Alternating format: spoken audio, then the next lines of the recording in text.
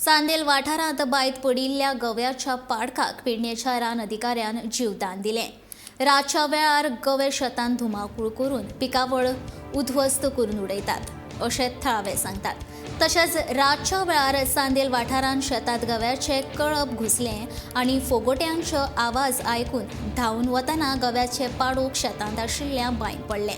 उपरांत सकाळीं उदक हाडपाक गेल्ल्या एका मनशान पाडकाक पळयलो आनी रान अधिकाऱ्याक कळीत केलें।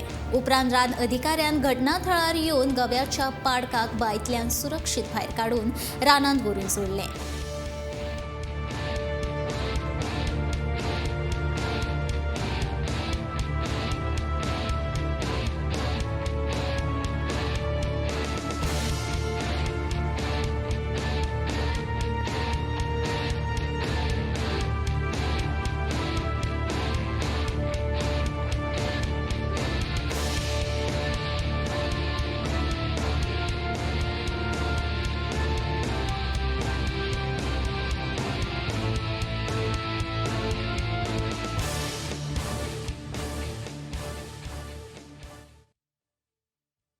आता मी जी पॉवर फेन्सिंग केले, पॉवर फेन्सिंगाचं त्यांच्यानी 0 व्हॅल्यू केला।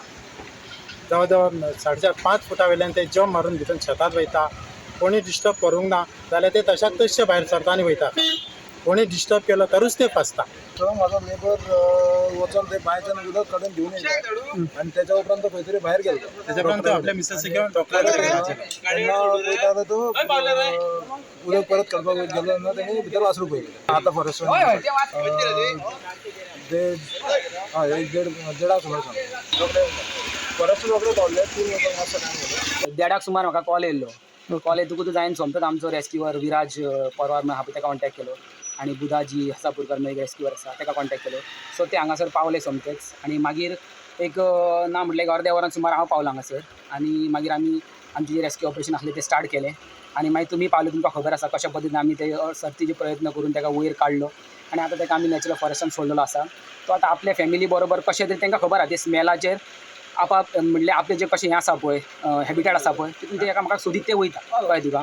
तो आतां आपल्या फॅमिलीन कसो तरी पावतलो। एकदां फक्त तो बांयतल्यान वयर येवपाक जाय आसलो मागीर ते नॅचरली आपले हे कशें सोदून काडटा।